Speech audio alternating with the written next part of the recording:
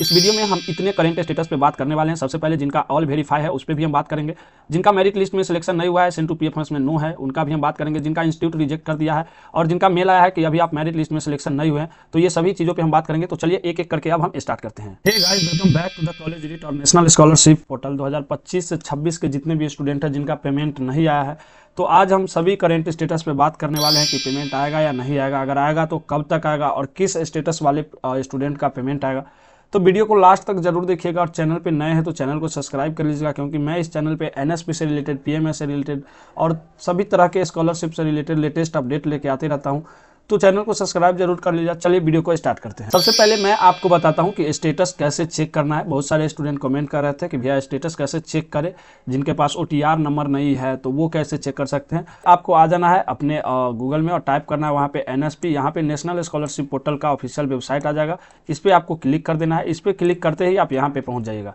यहाँ पे पहुँचने के बाद आप देख रहे हैं कि यहाँ पे 4 सेक्शन आपको मिलेंगे, एक स्टूडेंट का, इंस्टीट्यूट का और पब्लिक का, ऑफिसर का। तो आपको किस पे क्लिक कर देना है? आपको स्टूडेंट वाले पे क्लिक कर देना है। स्टूडेंट वाले पे क्लिक करते ही आप यहाँ पे देख रहे हैं कि आ गया है यहाँ पे अप्लाई फॉर स्कॉलरशिप पे आपको क्लिक कर देना है। यहाँ पे अप्लाई फॉर स्कॉलरशिप, यहाँ पे आप देख रहे हैं 2024 से 25 ही है, फिर भी आपको इसी पे क्लिक करना है, क्योंकि अभी तक ये अपडेट नहीं हुआ। क्यों नहीं हुआ है हमें भी वो पता नहीं है, इतना लेट क्यों हो रहा है। और यहाँ पे आके आप यहाँ से अपना लॉगिन कर सकते हैं। देखिए, जिनके पास ओटीआर नंबर है वो अपना ओटीआर नंबर और पासवर्ड डाल के यहाँ से लॉगिन कर सकते हैं। बट जिनके पास ओटीआर नंबर नहीं है, अगर वो भूल गए हैं, तो वो अपना यहाँ से आधार नंबर डाल के और लॉगिन कर सकते हैं। ठीक है, अब चलिए मैं जो भी आपके करंट स्टेटस है मैं उस पर बात करता हूँ। आपका करंट स्टेटस क्या है आप ऐसे ही चेक करके और कमेंट में जरूर बताइएगा। इस वीडियो में हम इतने करंट स्टेटस पे बात करने वाले हैं। सबसे पहले जिनका ऑल वेरीफाई है उस पर भी हम बात करेंगे, जिनका मेरिट लिस्ट में सिलेक्शन नहीं हुआ है, सेंट टू पीएफएमएस में नो है, उनका भी हम बात करेंगे, जिनका इंस्टीट्यूट रिजेक्ट कर दिया है और जिनका मेल आया है कि अभी आप मेरिट लिस्ट में सिलेक्शन नहीं हुए हैं। तो ये सभी चीज़ों पे हम बात करेंगे। तो चलिए एक एक करके अब हम स्टार्ट करते हैं। सबसे पहले हम बात करते हैं ऐसे स्टेटस वालों का जिनका इंस्टीट्यूट वेरिफिकेशन भी यस हो गया है, verify by department nodal officer भी यस हो गया है, फाउंड डुप्लीकेट में नो ही रहेगा, बट मेरिट लिस्ट में सिलेक्शन में यहाँ पे खाली है और स्कॉलरशिप पोर्टल में जो from NSP to PFMS amount होता है उस पर आपको यस है।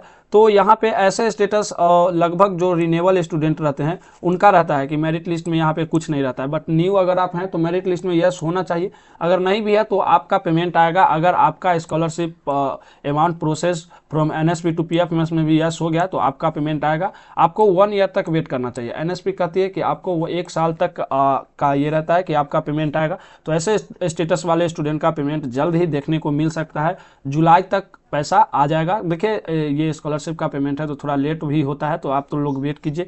ऐसे स्टेटस वाले का पेमेंट 100% आएगा। अब हम बात करते हैं जिनका सभी यस हो गया है बट यहाँ पे मेरिट लिस्ट में खाली है और scholarship amount process from NSP to PFMS में नो है। तो जिस भी स्टूडेंट का ऐसा है, अगर उनका 12th में मार्क्स कम है, अगर आप न्यू है तो 12th में आपका मार्क्स कम है, अगर आप रिन्यूअल हैं तब तो पेमेंट आएगा ही।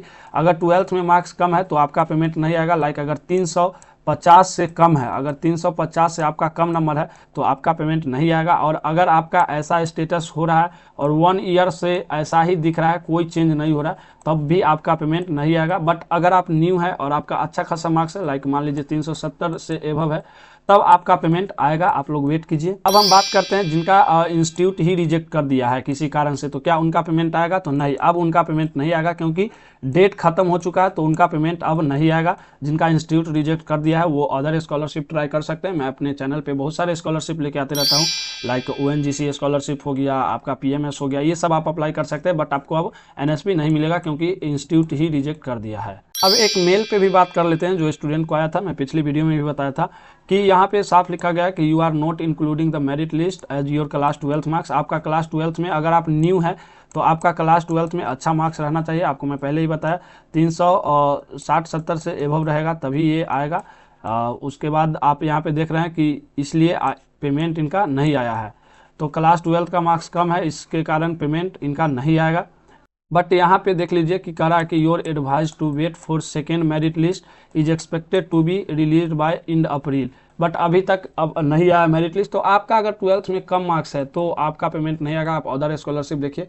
बट अगर आपका 370 से एबव नंबर है, ऊपर है, तब आपको अभी इंतजार करना चाहिए, वेट करना चाहिए, आपका पेमेंट आएगा।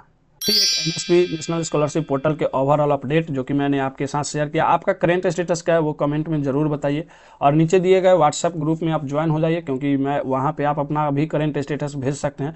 तो मिलते हैं नेक्स्ट वीडियो में नेक्स्ट अपडेट के साथ, तब तक के लिए देखते रहिए the college unit. Thanks for watching video.